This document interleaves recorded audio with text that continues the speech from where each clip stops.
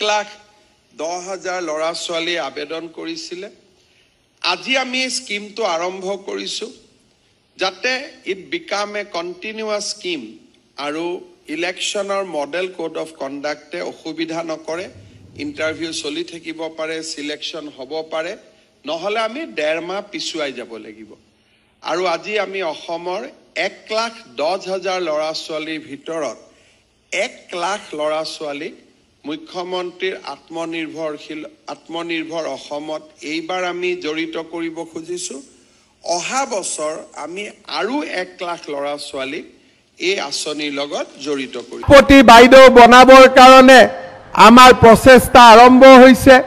সকলোৰে বেংকৰ একাউণ্টে বাইদেউসকলৰ টকা আহিব। এবাৰ আহিলে দুবাৰো আহিব, দুবাৰ আহিলে তিনিবাৰো আহিব। মুঠতে লাখপতি নবনোৱালৈকে একাউণ্টত টুপুং কৰি টকা আহি থাকিব। কিন্তু লাখপতি মই বনালে নহ'ব, এখন হাতেদি তালি নবজিব।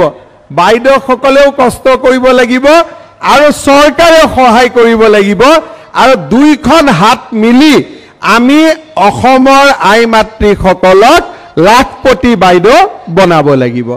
এইটো এটা আমাৰ কাম, দায়িত্ব। আমি নতুন কাম হাতত লৈছোঁ।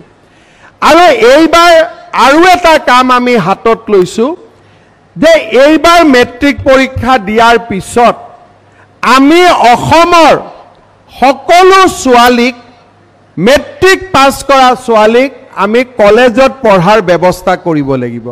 কলেজত ছিট নহ'লে KK হেণ্ডিক অপেন ইউনিভাৰ্চিটি হ'লেও আমি যোগ কৰাব লাগিব।